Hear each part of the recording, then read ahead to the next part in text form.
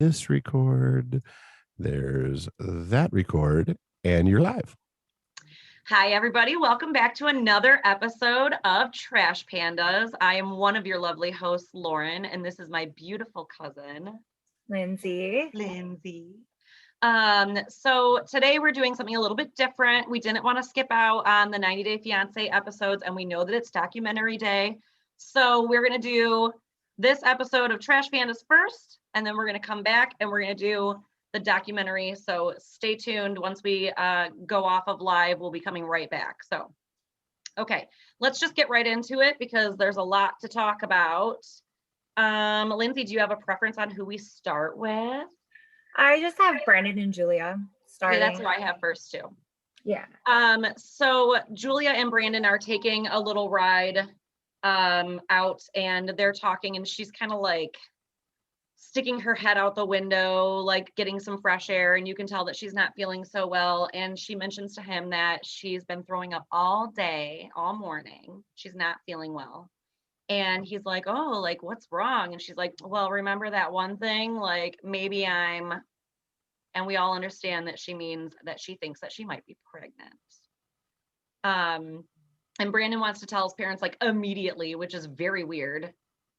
I wouldn't tell anybody I'm pregnant until like, not only do I have a positive pregnancy test, but I've also been to the doctor to like verify that, make sure that things are going okay. And then I always thought that it was like you tell people when you enter your second trimester. I mean, I understand him wanting to tell his parents early, but not before you take a test. No, like, yeah, I mean, why after I took a pregnancy test, and if you're living with your parents and your mom is super freaking nosy, then yeah, okay, maybe I'd tell them. For sure. But yeah, I don't understand his whole thing. Like his reasoning is like, well, she's gonna find out anyways. Okay, well, stop at the drugstore right now and take a test. Like, right. I was like, why wouldn't you just go on your way back, grab one? It's like CVS is open 24 hours, bro. Like, he's weird. They're weird. They are very weird. It like, I don't even think necessarily that Julia's very weird. I think that Brandon's really weird, and it's because his parents are really weird. Like, yeah, beyond weird. I'm sharing this right now on Facebook, so that's why I keep looking down. So if you they like go and they're like having like a little game night with his parents, sitting outside playing Jenga, and Ron is super into it. I wrote that down too. I was like, he really loves Jenga. This guy is like Jenga. So then it gets awkward because Brandon's like, we need to stop. We need to talk to you about something. And then Ron's like so invested in Jenga that he has to tell his dad like 2 times to stop playing Jenga. And then basically they're like, Brandon's like, we think she's been getting sick in the morning. And yeah, I don't understand why these people won't just say she thinks she might be pregnant. Yeah, and they're like, oh, interesting. And it's so weird. And then like they give them a speech about birth control, about like, you know, a baby's really the last thing you need right now, and blah blah blah blah blah. And you know, and then Brandon kind of ends up blaming the fact that she might be pregnant on Julia. And his parents are quick to step in though and be like, it takes 2 to tango, bud. Like, do not blame that on Julia. But if I was Julia, I'd be like, fuck you. I was shocked that she didn't like immediately like storm totally off. Flip her head like sideways, like, what are you talking about, dude? Yeah. I would have stormed off. Yeah. Hell yeah. I would have been super pissed off. Like blaming me for getting pregnant, like whatever. So even his parents, like they're doing like a side interview, and even his parents are like, I don't understand why they didn't take a test before they even like brought it up. Like Ron's like, Like, the first thing I would do is go take a test, like, before I told anybody. He even said that to them. He was like, why didn't you take a test before you came and like talk to us about this? Which Julia said multiple times. I don't think that we should tell them. Yeah, so even his parents think he's a dumbass. So there's that. And then basically all I wrote for them is that they took a pregnancy test and she's not pregnant. Like, yeah, that's it. I did the same thing. I just said that. The other thing that I did say was that other than the parents accidentally, the mom saying like before anyone gets upset, which is like, I think that only they would be upset, and Brandon. I don't think that Julia would have been that upset. And then that she says, or I can't remember who it was said it, but I remember like hearing it and I was like, did I just hear that right? And I like went back to see what my closed captioning said. And somebody said, you cause so many sleepless nights to Julia. Like, you cause a lot of sleepless nights. And I was like, oh my God, like what a shitty thing. That was to Brandon's say. mom. But It was his mom. Yeah, but I thought she was saying that to Brandon. Oh, okay. I was under the impression she was saying it to Julia, because what I heard was her say, another night that I'm not going to be able to sleep. And then she goes, you caused so many sleepless nights. And then they like panned over to Julia's face. So I just assumed that she was saying it to maybe her. I don't know. They were sitting together. She might have just been saying it like collectively, like the two of you. Yeah. And right. But yeah. Yeah. And they try to like fool the parents into thinking that she is pregnant, and the dad is like freaking out, like, you have to tell me. And it's just like, chill, bro. Like, Ron's a drama queen. He is such a drama queen. Way more than anyone else in this goddamn show. Ron is a major drama queen. All right. You want to talk about Stephanie and Ryan? Yeah, I have them written down in order of how they were. Me too. But Stephanie and Ryan is like my favorite. So last time we left off, we just kind of heard like they were getting into a fight in the hotel, and Stephanie was like, are you kidding me, Ryan? And Ryan was leaving. You're getting really good at that. I'm not as good as you are. Ryan was leaving the hotel and we didn't know why. So now we find out what happened. And this whole thing is really weird. So apparently Stephanie is pissed off at Ryan because when they were having sex the night before, she was under the impression that he was wearing a condom, but he in fact was not. And this really pissed her off because this is the one thing she asked that he do. But what I'm confused about is, like, you spent all day with him. You went to dinner with him. You were totally fine, seemingly fine. You gave him your mother's ring to propose to you with. You had a great day. And then that night, you're going to bring this issue up and have a total blow up about it. It just doesn't make sense. Like, none of things don't add up. No. And so she's accusing Ryan of this, but Ryan denies it. Ryan's like, do you really think that low of me? So I don't even know who to believe. Like, if she's just making this story up. I mean, Ryan seems pretty fed up. Like, oh yeah. Ryan, and maybe like, don't fuck this guy that you think is constantly cheating on you. Be like, I'm not gonna fuck you until you take an STD test or something. I was about to say pregnancy test, but well, and you're the one that's cheating on him. Right. We saw it. You already admitted to it, literally. So the whole timeline doesn't make sense. So he like ends up leaving. She's in the hotel room and she's like, he better have left my mother's ring. He can steal anything else that he wants. But I'm like, you are so like, that is to me like super fucked up of you to say that he can steal whatever else he wants, making it sound like he's a thief and he steals things. He does this regularly. Right. Like, what are you talking about? You mean he took with him the gifts that you gave him? Or like, you know what I mean? Like, I don't know. I thought that was like super shady. And But from the get-go, you and I were saying, like, I would not give him that ring.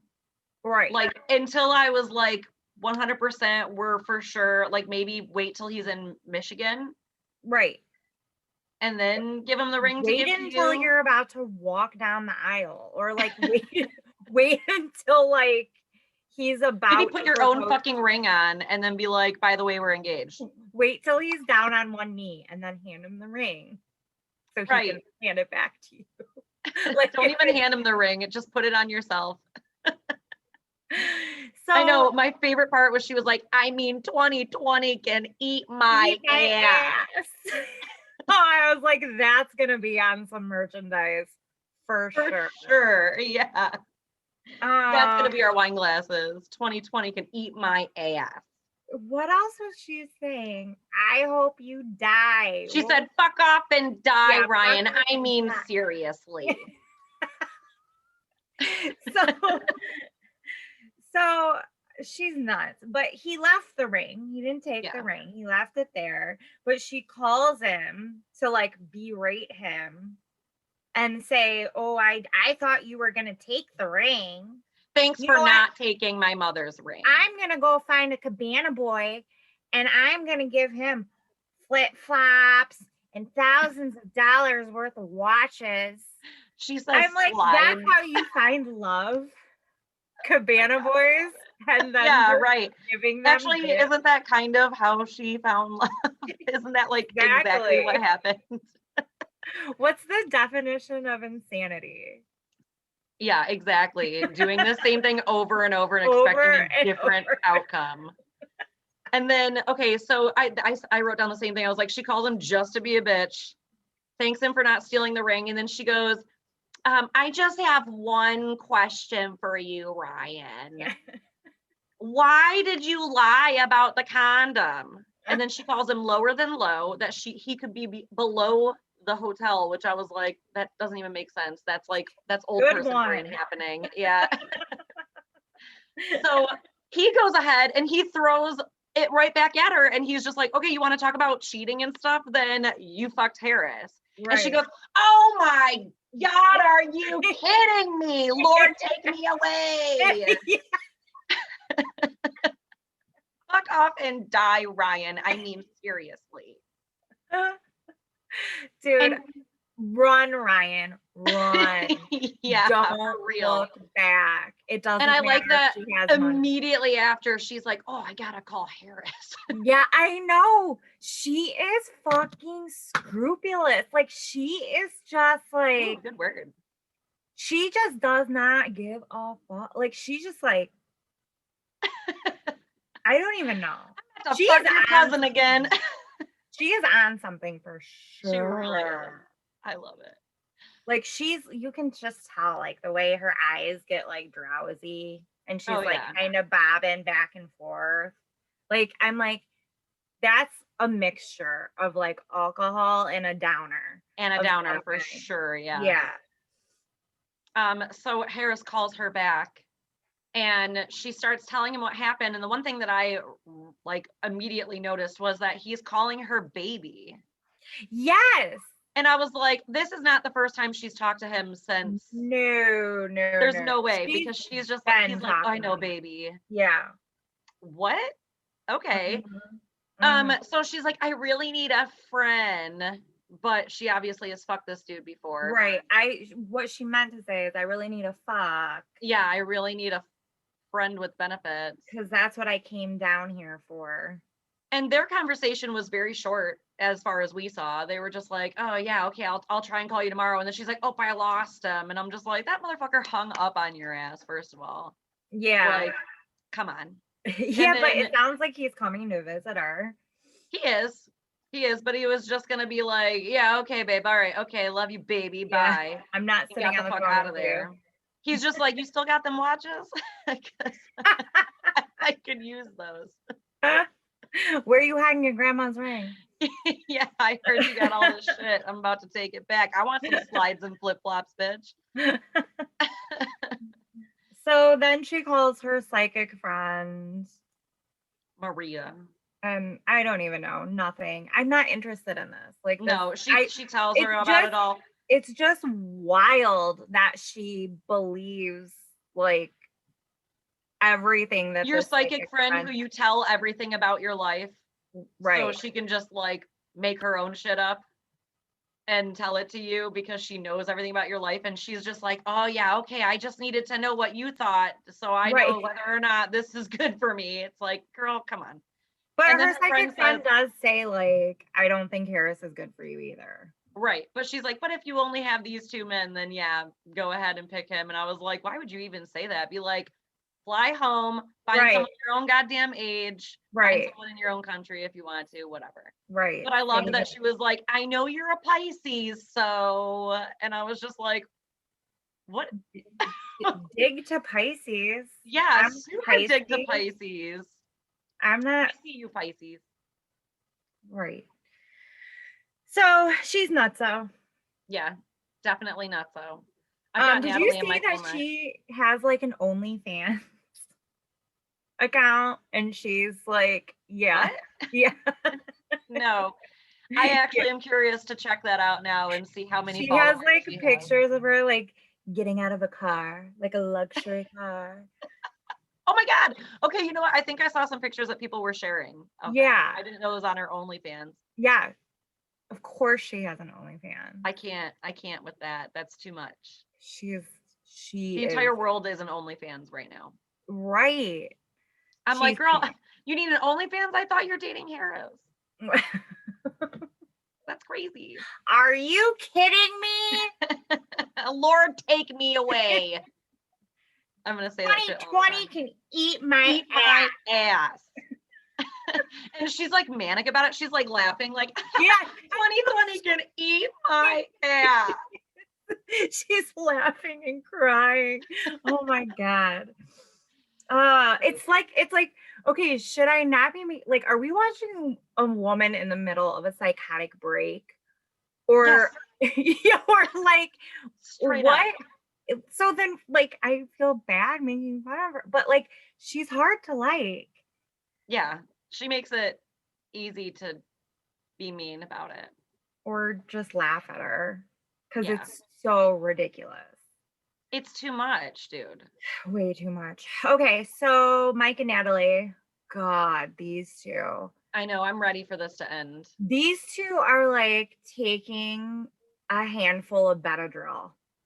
Like they are like, like put me to sleep, the biggest downers, like I can't even. There's a lot happening with them, but it's funny because it's like every episode is the exact same episode. Yes. And I'm just like, I feel like there's a lot happening because I have all these notes. And then when I go back and read them, I'm like, oh, it's just literally the same notes that I have from the week before. Right. So they go to couples therapy. That's where we left off with them. Safe to say it doesn't work. So she's like, I need to talk to a counselor. I'm going to talk to a counselor like alone. And so she goes on and she talks to this counselor and she's telling her exactly what happened with Michael at his friend Sarah's house, that he was in her wedding. He was the best man. And the night before the wedding, he stays the night with her. And Natalie calls and he's talking to her and he's laying on the couch and he's got his shirt off. So she assumes that he's naked. And then she hears her voice say like, I'm getting in the shower now or something. And she immediately is just like, oh, she's trying to rinse off that dick. So that's where we're at with that. And the counselor kind of like validates her feelings. It says that, you know, like I would be upset too, especially since Natalie also lets us know that this Sarah girl and Michael apparently lived together for a number of years.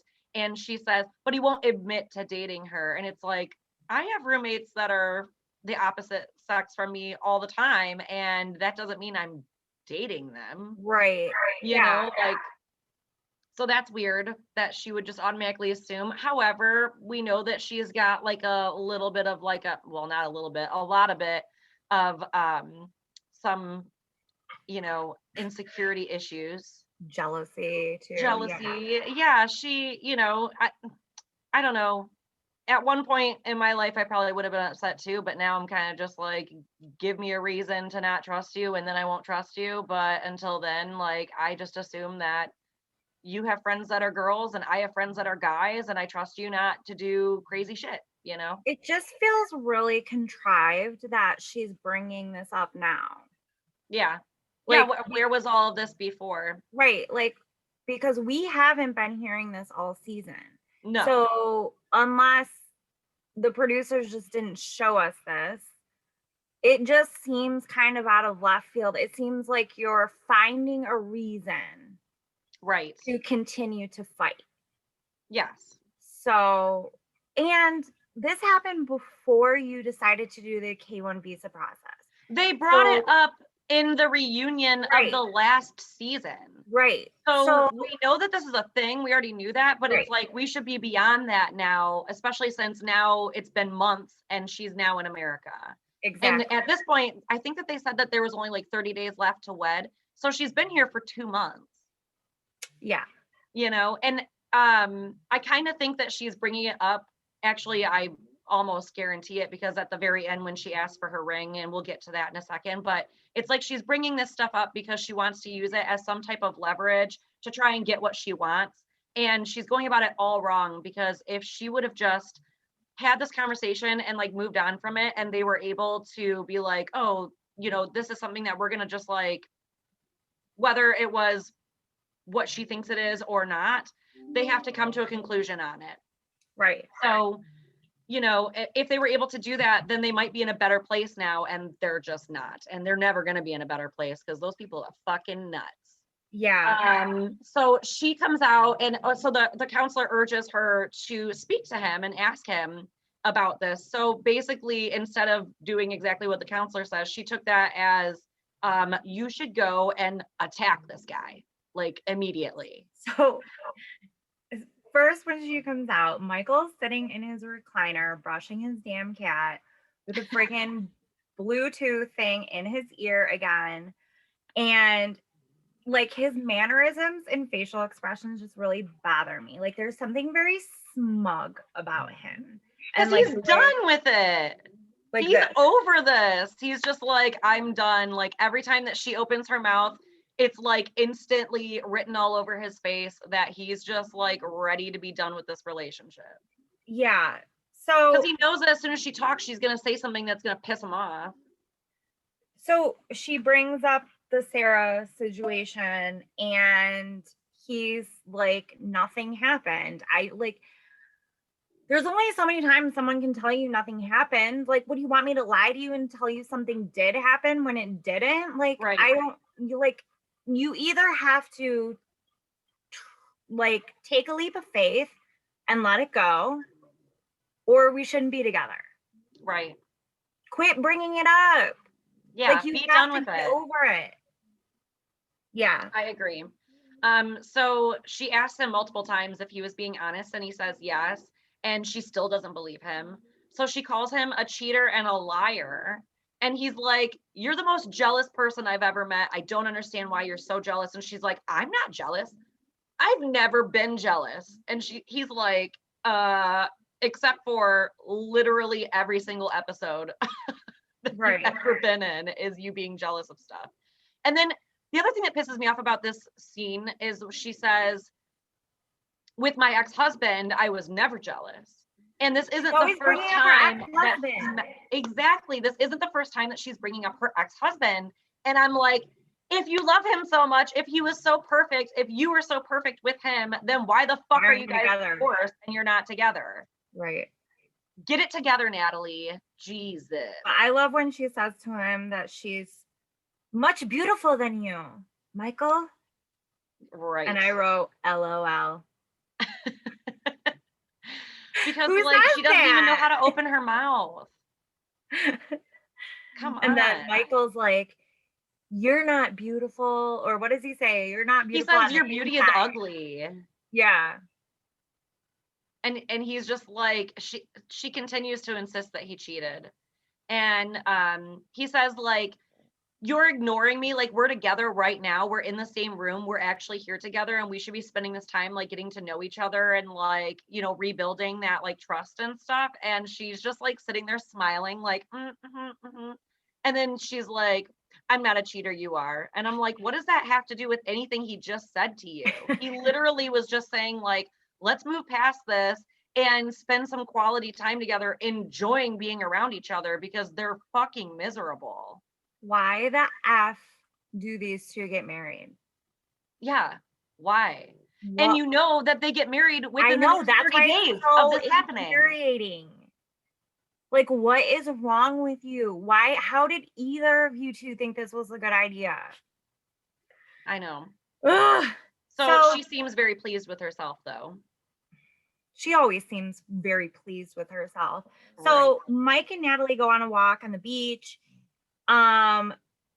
Basically, she says, like, part of her trust issues boil down to the fact that she's not given this ring back because she still feels very insecure about the relationship and like where they are in their relationship.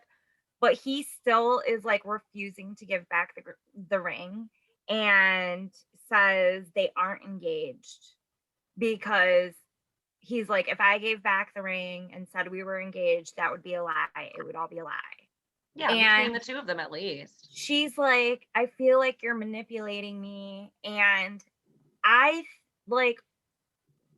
kind of feel like he is using this definitely to manipulate the situation.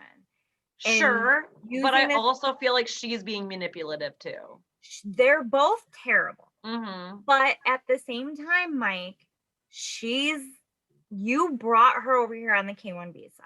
She has given up her life where she is.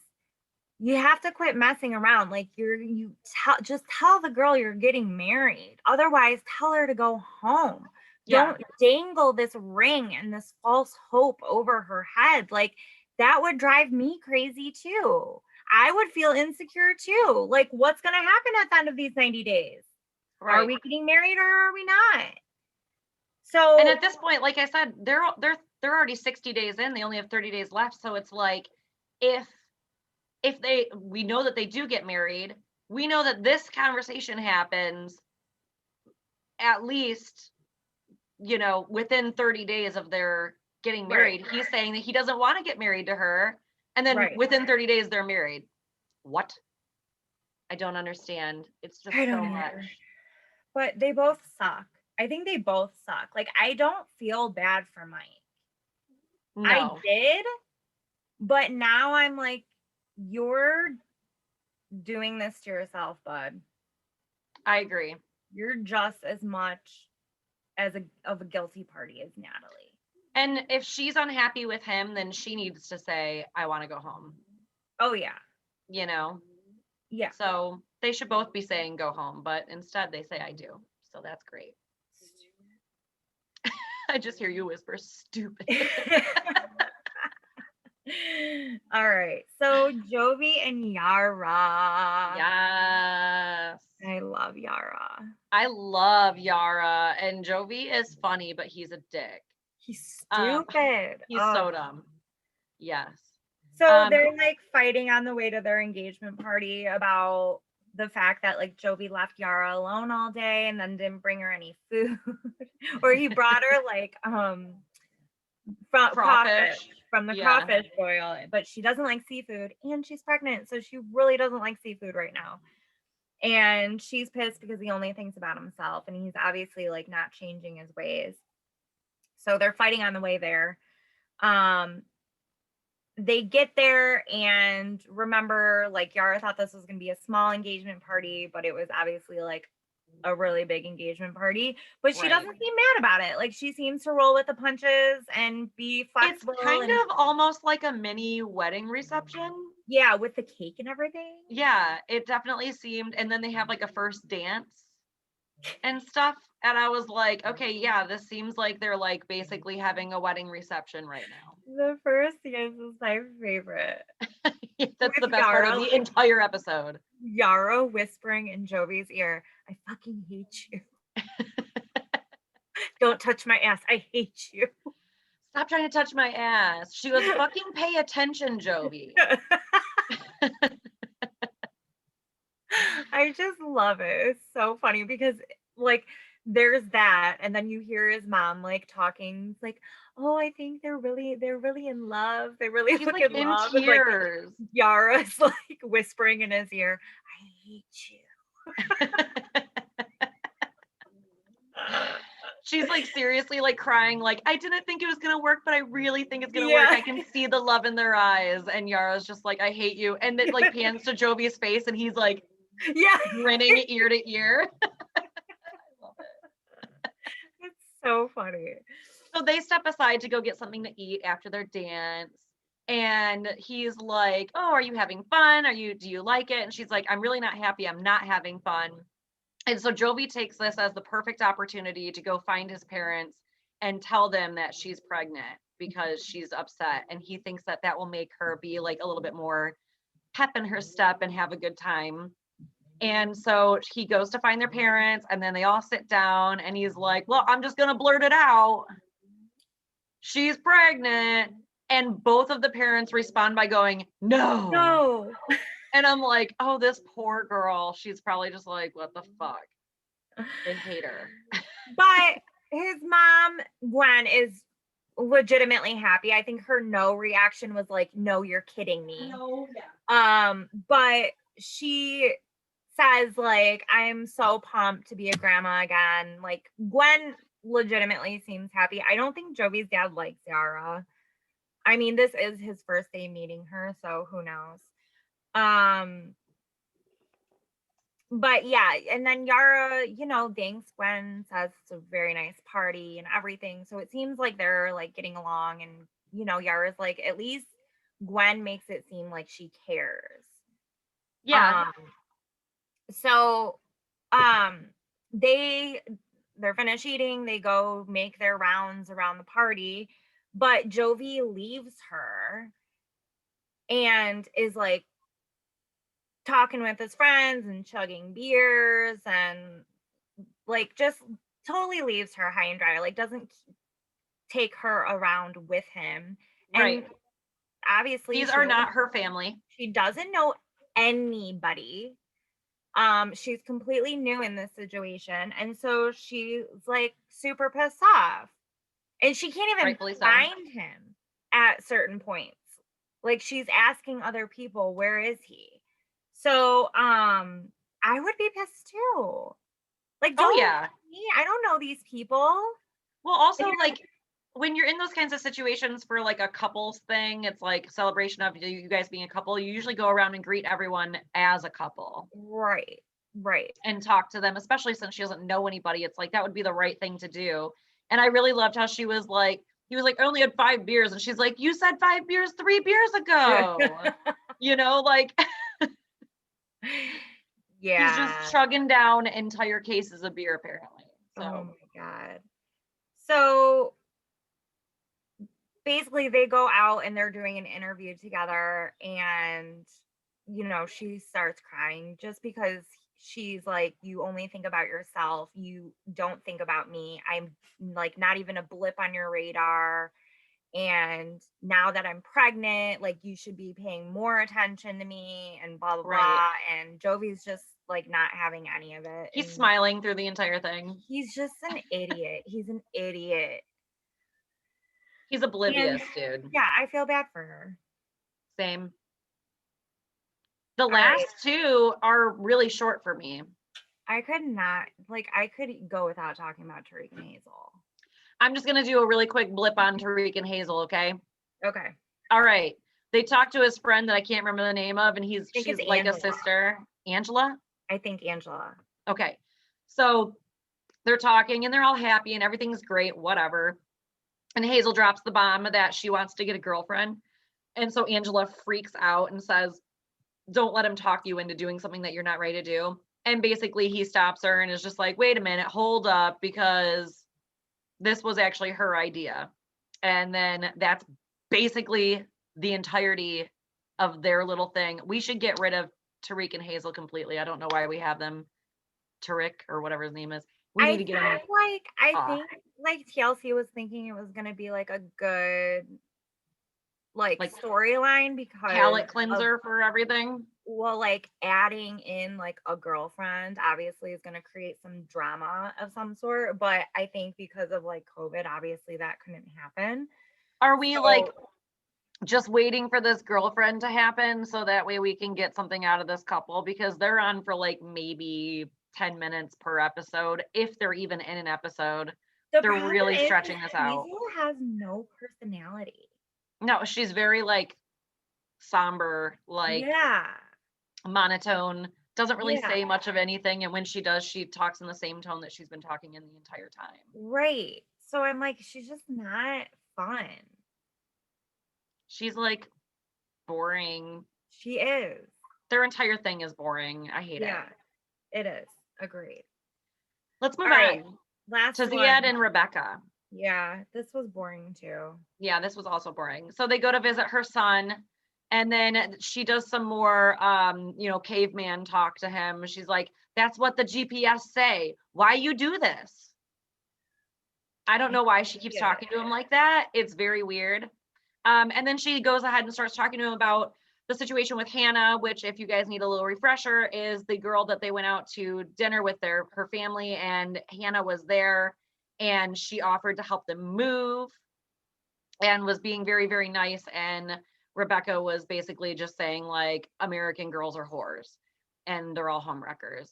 So she says, though, she clearly stated the time that I'm not there is when she would help you move. And I actually went back and like watched the episode again, like just that part. And she didn't. Rebecca was the one that said, maybe while I'm at work, he can get some stuff out of storage. And then Hannah goes, well, my family has a bunch of trucks. So Rebecca was the one that said, while I'm at work, Right. he can do this. Right. And then she offered to help. So it's kind of all your problem, Rebecca. And then she says, basically, if a woman in America offers you anything, then there's like some sort of motive for it. And I don't like that. I think Rebecca's kind of a bitch. Rebecca's just so insecure. It's like, I don't Well, know. she kept on like saying, I was obviously the oldest one at that table. I'm like, but you knew that you were hanging out with your daughter and her friends. So like Right. they're all going to be the age of your daughter, who happens to be the age of the guy you're dating / engaged to. So what did you expect exactly? Like maybe hang out with your own friends, but she doesn't really have any, it seems like, except for the one girl that called her ass out on living in the same area, same apartment building. So they finally go to her son's house, and her son is 2 years younger than Ziad, which is obviously kind of weird. He has kids. Ziad's obviously, like we see, he's really good with kids, and he's going to be Grandpa Ziad. And her son seems to like Ziad. Yeah, they had like a good first meeting. Yeah. And her son even said like he's all handshakes and hugs, so that's like a compliment. Yeah, for sure. I just didn't like how he was like hugging and kissing on the kids and stuff, because I was like, they don't fucking know you. That's probably weird as fuck for them. I don't know. They seemed responsive to him though, so that's good. Yeah, and then after they leave, Rebecca kind of just is starting to feel bad because she won't ever be able to have kids. And so she brings it up with Ziad, like, what if one day you want babies and I can't give them to you? But he says like he's okay with not having kids, children, he says. Mm-hmm. But she's like, yeah, you say that you're okay with it now, but what about a few years down the road? I don't know. I mean, I guess that's like how is he supposed to know how he's gonna feel in a couple of years? Right, exactly. You know, like that's something that you guys are just gonna have to like cross that bridge when you get to it, because you know it's just nobody can be like, yeah, I just never want kids and I'm never gonna change my mind. Like, I guess some people can do that, but it's like, you know, that's not an all the time thing. Right. So, and then, yeah, they talk about him not having kids, and he says that that he's okay with not having children to be with her. And that's basically the rest of their entire thing. Yeah. So I don't really have anything else to talk about for 90 Day. I don't either. I mean, this week was kind of boring. Yeah, there weren't very many funny things. It was a lot of really serious stuff. The same stuff over and over for a lot of our couples. But hopefully it'll start to get more interesting. Yeah, we're like coming near the end of the 90 days for all of them. So right. We'll find out. We will find out. Yeah. So, we're going to take like a 2-minute break, and then we're going to be back discussing the Elisa Lam documentary that I'm super excited to talk about. Vanished at the Cecil Hotel documentary from Netflix. They wrote a whole novel as their title. Right. That I can like never remember. Essay. Right. So, so I can't wait. We're going to have documentary Dave back on. We're going to talk about some theories and stuff that happened at the Cecil Hotel. And it's going to be really fun and really interesting. And I'm super stoked to talk about it. So I hope you guys are going to join us. Like we said, we're going to take like a little 2-minute break. We're going to go potty. We're going to refill our drinks. We're going to come back on. And we hope that you enjoy it with us. Woohoo! So I guess that's it. So bye. Bye. Bye.